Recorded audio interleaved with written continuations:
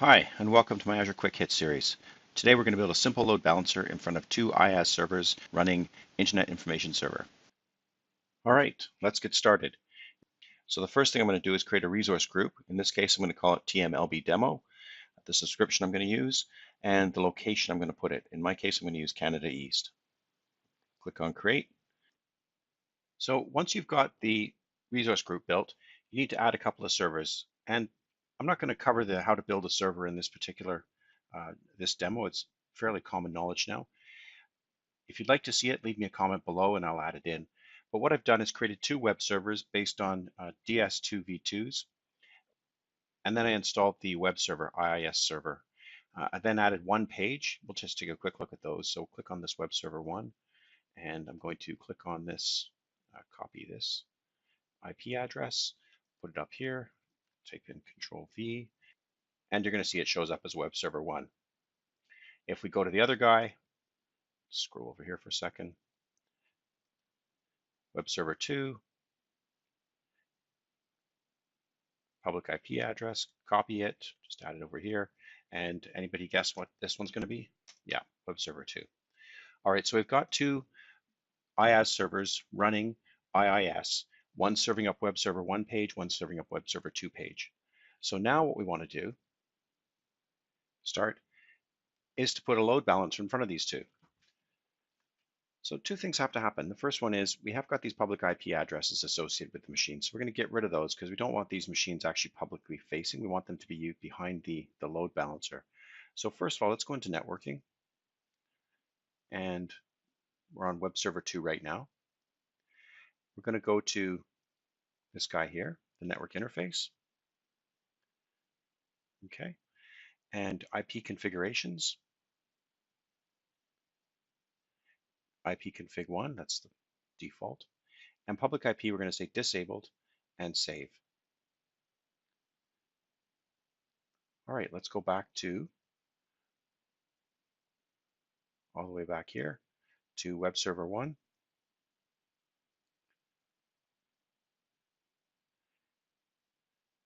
Go back to the network interface. Go to the IP configurations. Go to IP config 1 on this NIC card, on this IaaS server, and we're going to disable the public interface on that guy as well.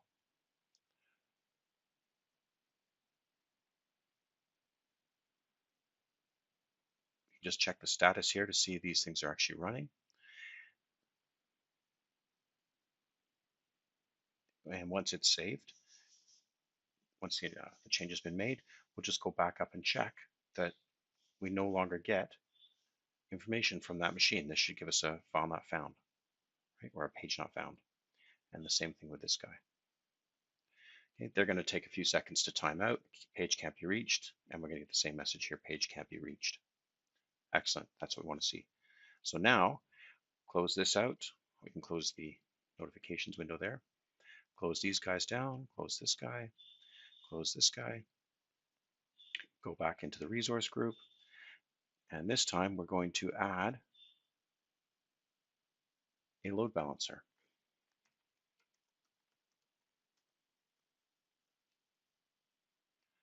All right, Microsoft Load Balancer. There we go, create. So I'm going to call this my Traffic Manager Load Balancer Demo Load Balancer. It's going to be a public one. We could also use these internally, right? So, and the SKU basic or standard. So for the moment, we're going to stick with basic, and we might take this apart later and put it in as a standard, but let's just do basic. So choose a public IP address. Okay, we don't have one, so I'm going to say create new. And this one is going to be called the Traffic Manager Load Balancer PUBLXC public IP. Assignment can be dynamic or static. I'm going to make this guy static, okay, because I don't want it to change. I want to make sure that I can always find this IP address. Click OK. Now you can see it's got in the load balancer create, it's got the Traffic Manager Load Balancer public IP. And we could add a public IPv6 if we want. We're not going to in this case. And here we're going to type in TM and get the Traffic Manager Load Balancer demo resource group. And we're going to build this in Canada East. And we say create.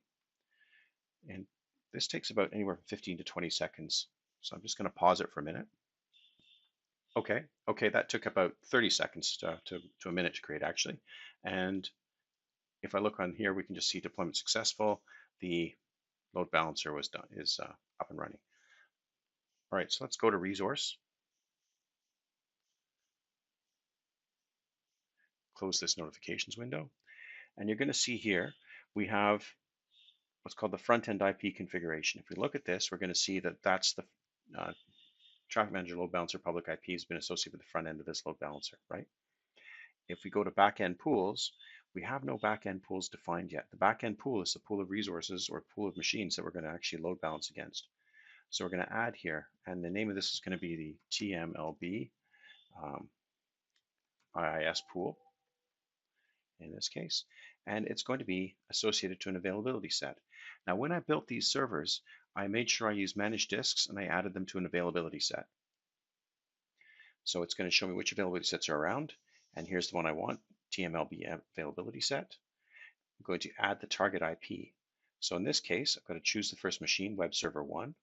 The network IP configuration, if I had multiple IPs on here, I could, or multiple IPs bound to that card, I could choose any one of them. But in this case, I'm going to choose this guy here, which is the default IP, the internal IP for that one. We're going to add another one, and this machine will be, of course, web server 2.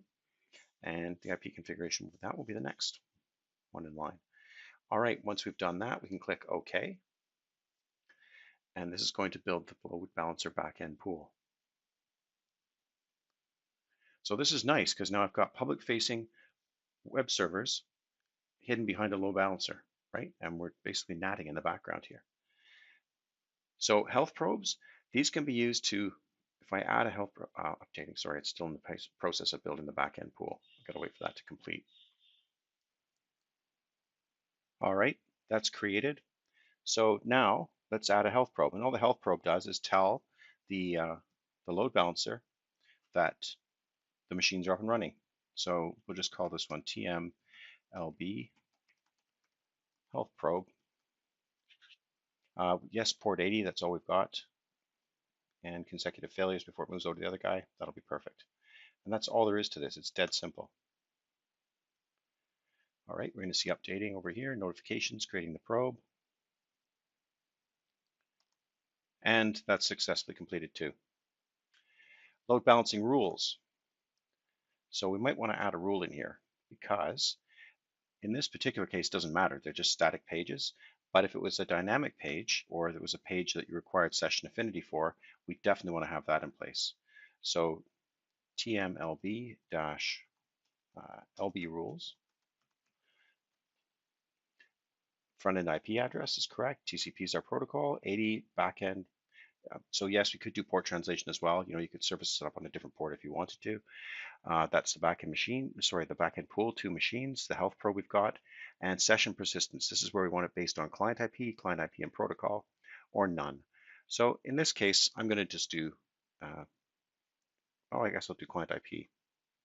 Session timeout by default 4 minutes, floating IP, direct server return.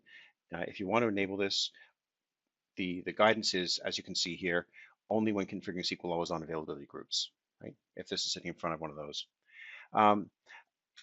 Actually, just so we get rapid change between no, I'll leave that as client IP. All right, we click OK, and that's going to build our rule. Okay, that took about 3 to 4 minutes to build. That's our load balancer rule here. So let's just double check. Here's our former IP address associated with server 1. Obviously, that's can't reach this page. The other one was server 2. Obviously, can't reach this page either because I've no longer got public IPs with it. However, the public IP of the load balancer, and we should see web server 1 pop up by default. If I go back and change the load balancer rule and change it to none, okay, we'll just wait for that to finish. There, it's completed, saved load balancer rule, session persistence none. Now, if everything works perfectly, I should be able to do a few refreshes, and I will go back and forth between web server 1 and web server 2. Just remember that the default timeout is 4 minutes. So when I say back and forth between web server 1 and web server 2, What I really mean is it'll fall back and forth every 4 minutes, right? And you can see that on the load balancer configuration page right here. All right, that's it for this series. Any questions, queries, quandaries, post them below, and I will get back to you as fast as I can. Thanks. Bye for now.